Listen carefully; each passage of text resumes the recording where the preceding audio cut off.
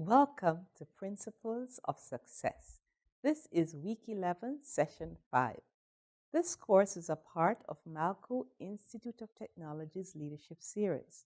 Our companion text is See You at the Top by Zig Ziglar. Welcome to Week 11, Session 5. Today we continue working on Segment 7, which is entitled Desire. Most people either lose their desire to succeed, don't have the desire to succeed, have the wrong desire attached to their goal, or don't know what their real desire is. The last two are where most people fall. They may want to achieve certain goals but don't have the right desire attached to their goal, or don't know what their real desire is. Your desire is what fuels your success. If you don't have the desire to achieve your goals, you're not going to achieve it. A goal without a desire is like driving a car without gas. You're simply not going to get there.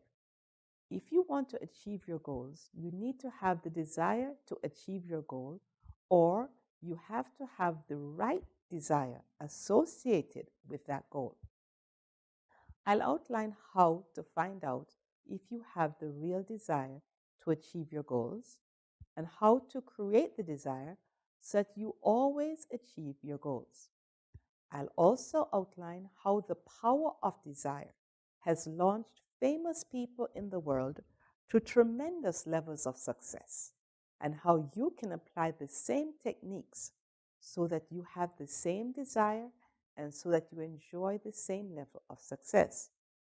I'll also explain how to have the right desire for the right goal so that you stay motivated and always enjoy success at any goal. What is your desire?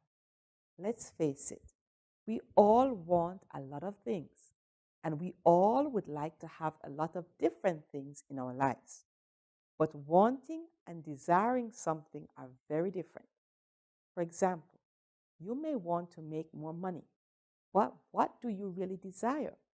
If you think that money will give you more time, more security, more freedom, then what you really desire is freedom, security, more time, and perhaps a comfortable lifestyle. You want more money, but you really desire something completely different, something that you think having more money will allow you to achieve. Realizing and understanding your core desire is critical to your success. I invite you to view this video entitled How to Get Back Your Desire and Motivation. Additional resources are available on our website. Join us next time for Week 12, Session 1.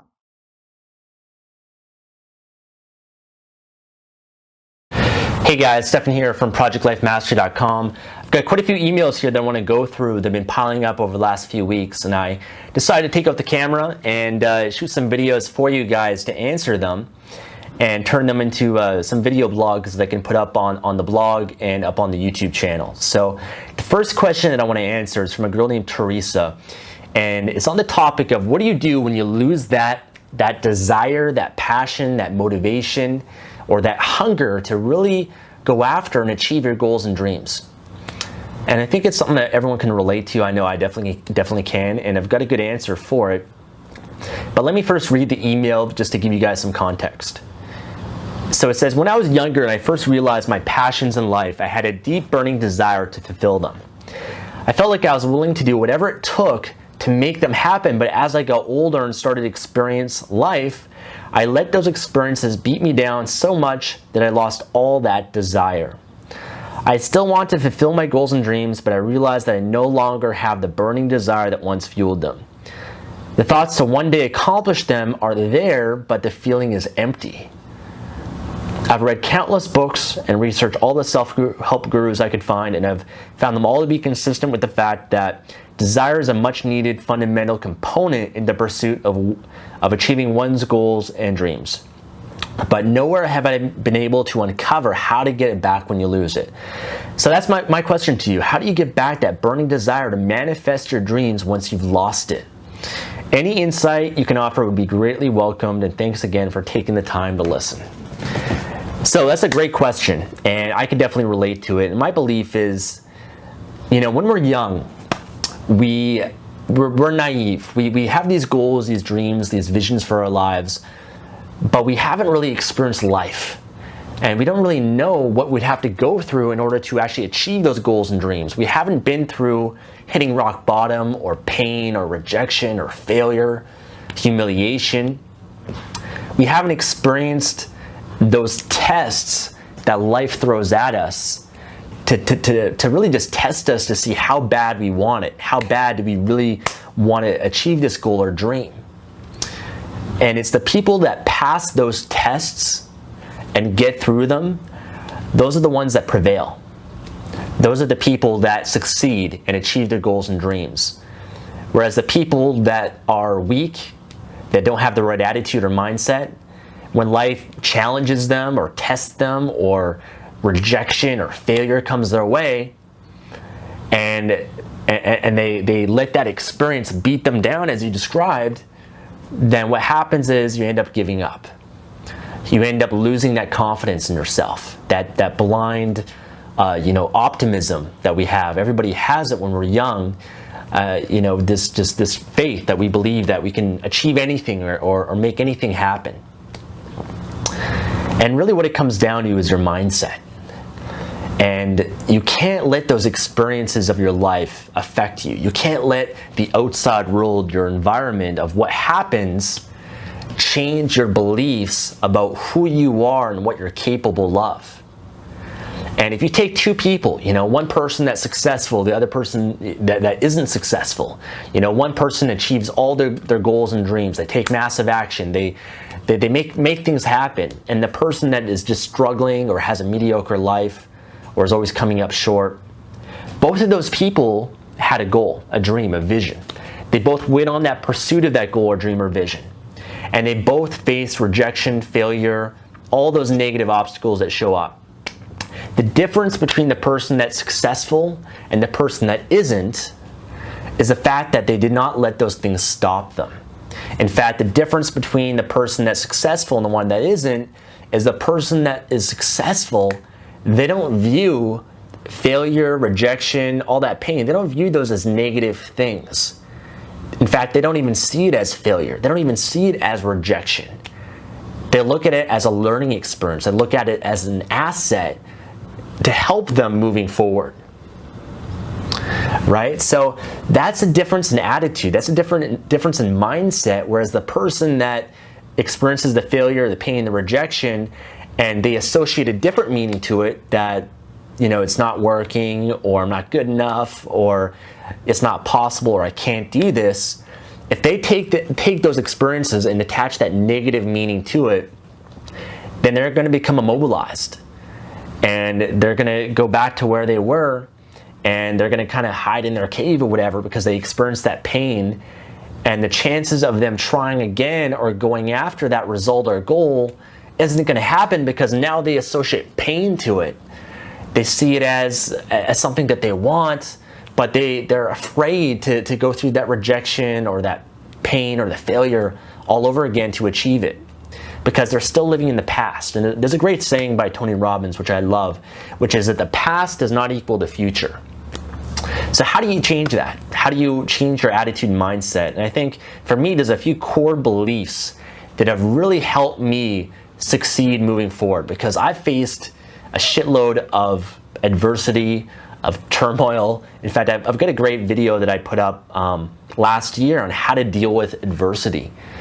And during that time, that video, I was actually that day going on a trip to South America for a few months.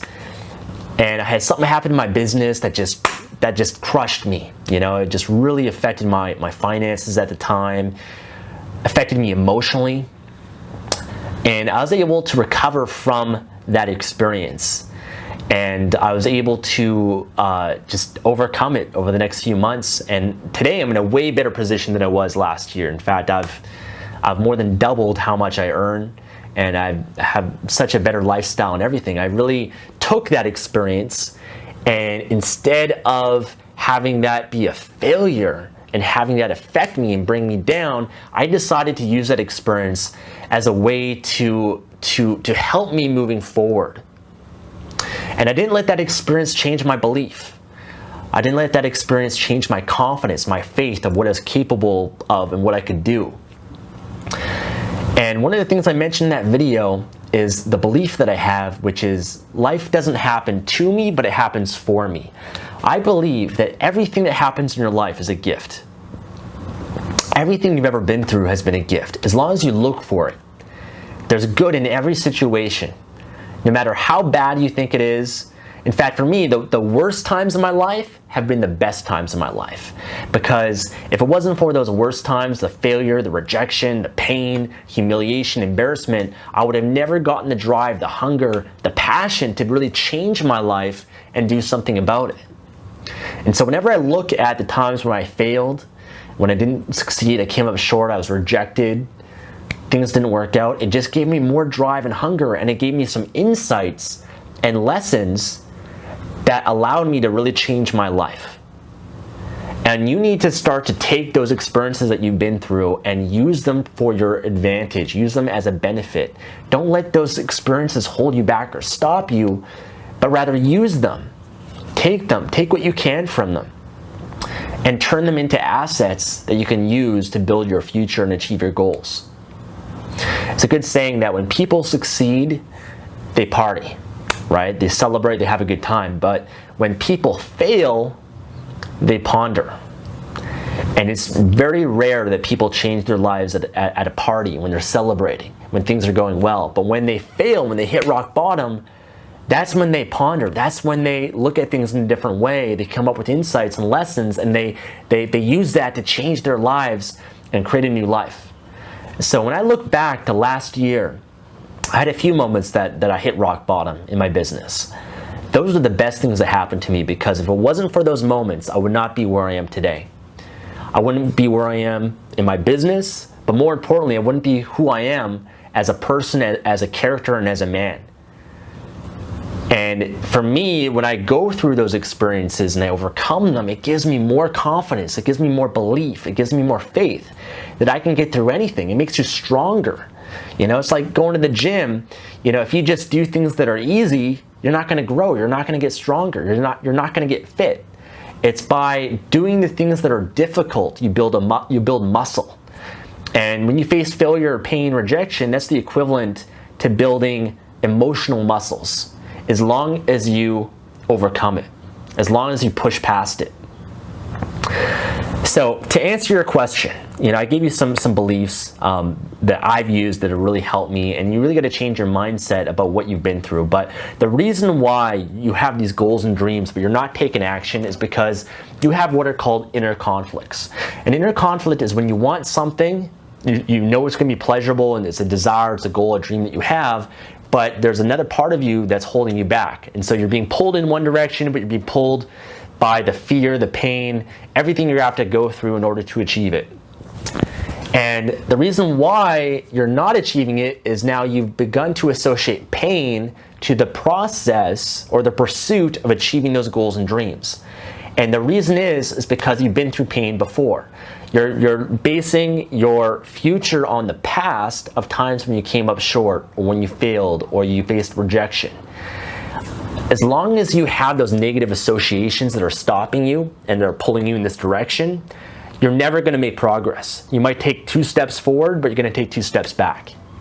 And so you really need to change those associations. You need to change those things that are creating that pain and those limiting beliefs that are stopping you, and change and reframe the way that you look at them and start to look at them in a positive way that can bring you forward in terms of achieving those goals and dreams.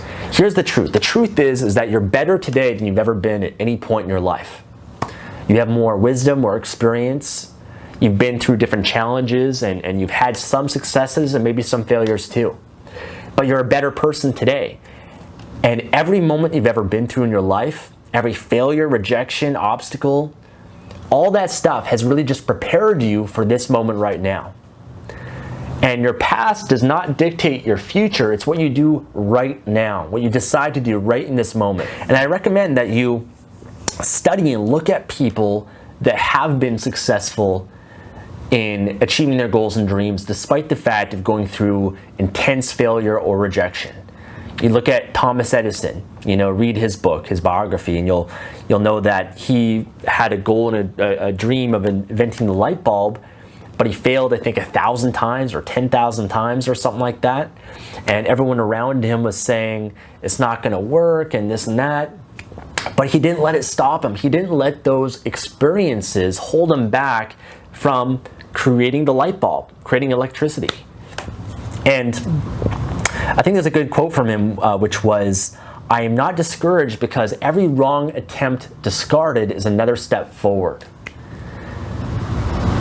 So he failed. You could say he failed 10,000 times, but he doesn't look at it that way. And he didn't let that affect his desire, his hunger to go after what he wanted. But one thing you'll find that they all have in common is a different mindset, a different belief about themselves and what happens to them. And it's very easy to get excited about anything that you want. You just have to begin to associate pleasure to whatever it is that you want.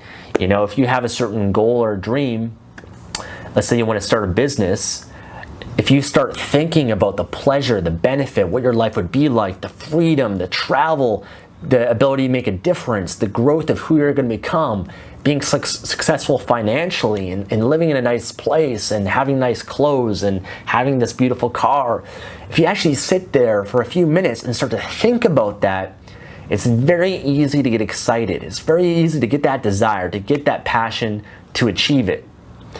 But the trick is getting rid of the pain that you have as well in terms of achieving it. Because there is pain in any process of achieving any goal out there, but the pleasure has to outweigh the pain. If the pain outweighs the pleasure, like this, then there's no chance that you're going to take action because the pain is more powerful, it's more intense than the pleasure that you have to achieve it. And so you're going to have to switch that. And you're going to have to start thinking about the pleasure that you're going to get by taking action and going after your goals and dreams as opposed to the pain. If you do that, you'll get there. So I hope this answers your question, Teresa. I hope this helps anyone that's listening to this. I got a few more emails I'm going to get to in the next coming videos. But other than that, I want to say thanks for watching. I'll talk to you soon.